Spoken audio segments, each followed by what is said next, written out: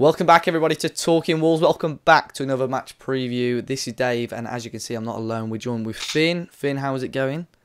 I'm alright, thanks, mate. How are you? All good. And we're joined with Mr. Matt Cooper. Matt, how's it going? Hello, David. Yeah, brilliant. We're back for another match preview. Wolves are going to be taking on Southampton at Molineux Stadium on Saturday. It's currently Thursday evening as we record this, and obviously we're going to be dissecting the game, hopefully, and seeing, giving our thoughts leading up to the game. So, boys, obviously the game against, Manchester United, and we had the Leicester game. Me and Finn went to the Man U game and the Leicester game. Matt, you went to the Man U game, actually. I was making you out to be a bit of a... Leicester game. Did you actually? Oh, I was making you out to be a bit of a fake fan there. But Matt, we'll start with you. Massive with me. I was making you out to be a fake fan, Matt. But, what do you think? Let's start with the United game in the league. I mean, it's a good performance, wasn't it? Do you want to go with the real fans or the plastics first? Go on. We'll go with you, the plastic. All right. Man United, what a performance. What a performance by the boys. It doesn't seem that we're scared to play anyone, and that's a massive thing in the Premier League. Yeah. The Leicester game was absolutely awful. I was out by the time penalties were taken. I couldn't take it anymore. I literally couldn't take much more of it. Do you think that you thought the performance was poor in general? I just thought the game itself, it was so flat. Yeah. It was just like, it was the most League Cup tie I've ever been to. Yeah, it was. I mean, my brother went to the game. I think it's the first game he went to since we got promoted, and he was like, they're rubbish. Like, the Wolves have been so bad. And I thought, I watched it and I thought, we weren't that bad. The second string team, we were okay.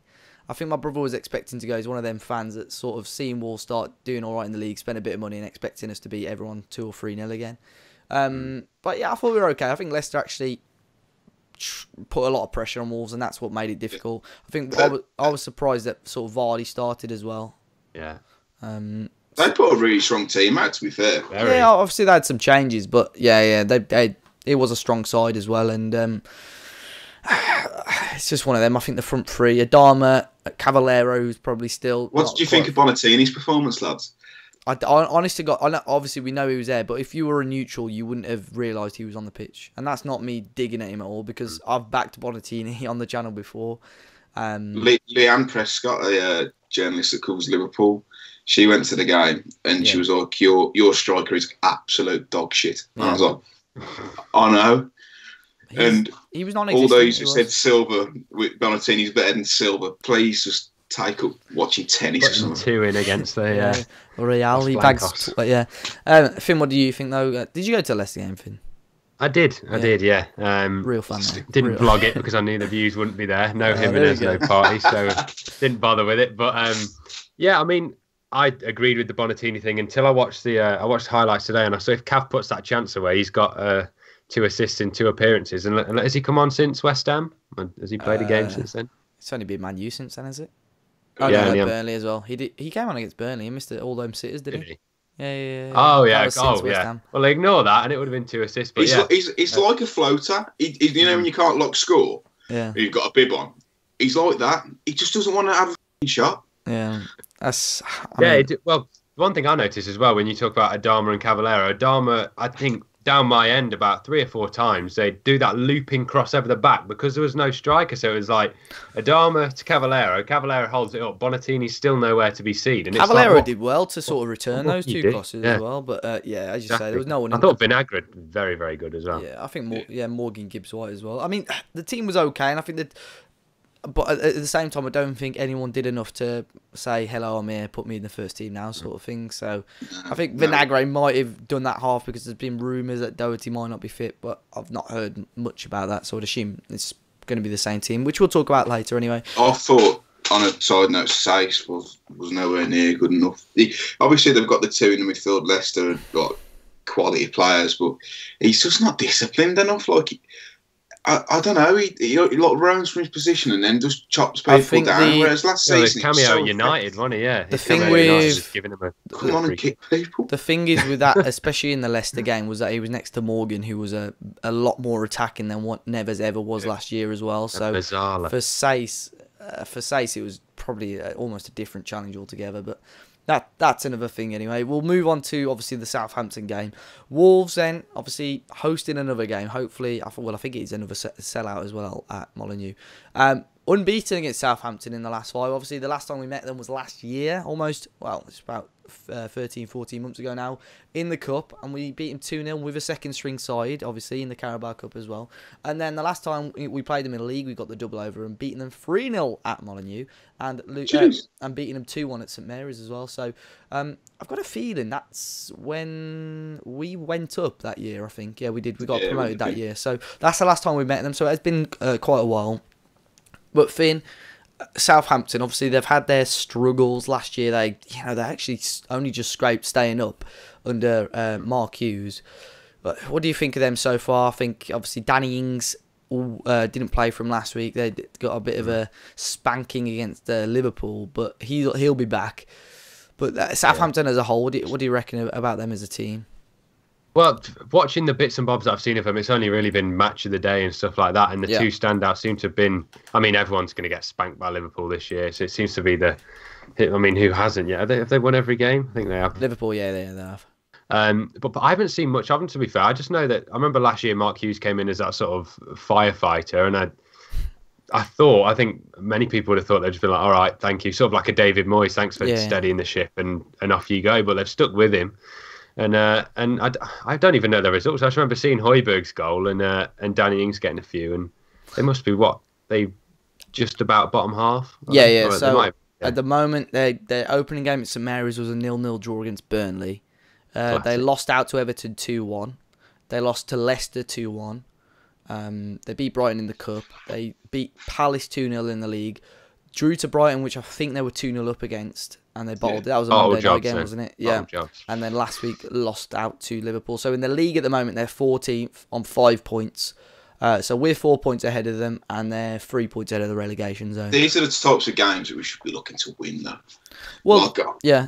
Southampton at home, you wouldn't think it's... The way we've been playing as well, I don't think it'll be much of a test at all. It'll be harder than Burnley, but we should get a result. Yeah, I mean, if you guys obviously watching this video haven't watched the opposition preview, I spoke to Freddie from the Ugly Inside, who's like a Southampton fan page, and he was sort of saying it, and I think we could probably agree with it. Sort of the top 6 is in a league of its own, and then it's everyone else sort of for themselves below that. And I said I sort of agree with that. I think anyone can beat anyone outside the top 6, but for Wolves, the key has got to be obviously just keeping the consistency.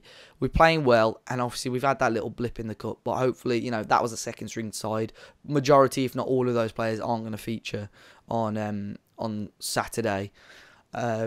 So for Wolves, they've just got to take advantage of that. As you say, Matt, Southampton has got to be a game that Nuno's thinking, we've got to go and get 3 points. Especially under Hughes, he's an awful manager. I don't know how he still keeps managing to get jobs, and I don't think he'll be there come the end of the season. Yeah, part of the old boys club, getting them jobs on that little roundabout. Looking at Southampton though, I mean, there's a few players stick out there. Obviously Ings, who we mentioned, Højbjerg, El Yunusi. I'm not sure how he started off this season, but I know he had a bit of quality. Nathan Redmond has apparently started off quite well as well. He's probably their most dangerous player. Yeah, good player. Redmond. Who is it that said that he looked like a younger Nuno? Who was it? Sorry, I can't unsee it now. I can't unsee it. That's a big shout. I just got the picture of him here. That's a big shout. You can do, the hairline. Yeah, it's the face, everything, the little beard as well. Brilliant. Matt, if you had to label though 1 or 2 players from Southampton, obviously other than Redmond, is there anyone that worries you from that Southampton team? Well, they've still got the right back Cedric. Yeah, they got Cedric still. Yeah, I think he's a good player. He goes well forward. He's one goes forward well even. I think he's a really good player. I'd probably say him. But we've got more than enough to beat him. I'm not worried. We should be winning it. So confident of the 3 points. Finn, is there anyone that worries you in the Saints team there? Apart from who I said, I know Højbjerg's been much improved this year. The Lamina started to show a bit at the end of last season. I don't know why he's done. Is he still there? Is he moved? I thought he was, but he's not on their squad list, so I don't know. Maybe not then, but yeah. Højbjerg, is Ings injured? I don't really know much about him, to be fair. I should have done my research, but as long as we...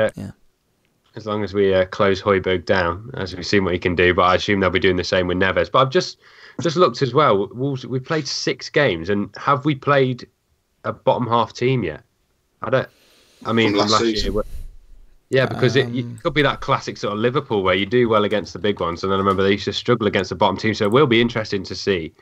I don't think Southampton are the type of team to come and sit 10 behind the ball. And as a Saints fan, if you're going to a promoted team and doing that, you'd be... They'll fancy themselves as well. Like, they've got the right to. We're a newly promoted side. Like we've not hit a blip yet, and we are going to at some point. I just hope it's not this soon. I honestly think we'll have no problems. You've got to look at, I think, in reference to your point, Finn, I think West Ham probably the only bottom half team, but at the same time, with the amount of players they added with quality, they obviously could easily have been a top half team. It's weird, isn't it? Yeah, because West Ham have improved so much, and we played Burnley that were meant to be one under the top 6. And yeah, exactly. Well, I mean, this is the start of some fixtures for Wolves now that they've got to try and get. I mean, you look at the fixtures. Southampton, got Palace next week. That ideally you'd hope maybe would be 6 points. If you looked at the fixture list at the start, you'd say, yeah, win-win. Watford, who obviously are on decent form, will be a tricky game at Molineux. That'll tip off. Yeah. And then Brighton. So there, it's easily at least 9 out of 12 points, you'd hope. On FPL, that's 2. And then you've got Spurs and Arsenal. But if you get your 9 or 12 points from those 4, you can accept a loss or 2 against Arsenal and Spurs. So for those, the next 4 games to Wolves are very, very key. But if we can start off with winning against Southampton, which I think we can. I mean, the 2 out of the 4 there I'm worried are Palace and Watford. But at the same time, Palace is away, Watford at home. At home, I think we've got to make it a fortress, and I think we will this season. So, fingers crossed. Anyway, boys, score predictions. Matt, we'll start off with you. I'm going to say 2-1. First goal scorer will be Raúl Jimenez. I'm just saying that so Finn can get about 50,000 subs. Yeah, so he can feed the Morris family. Go on, Finn, what are you thinking? I don't want to ruin my streak. I'm going to say, I would have said 2-1, but I'll say 2-0. I'll back us even more. Getting a clean sheet. And obviously Jimenez to score, Get your money on it, lads. I'm on fire. I think I've got 3 in a row right at the moment, so I'm on fire. But I'm going to back Matt this week. I'm going to go with a 2-1 Wolves. Both teams to score. Wolves to get the win. And I'm going to go with Diogo Jota to finally break the little drought he may be having. It's Diogo, not Diego.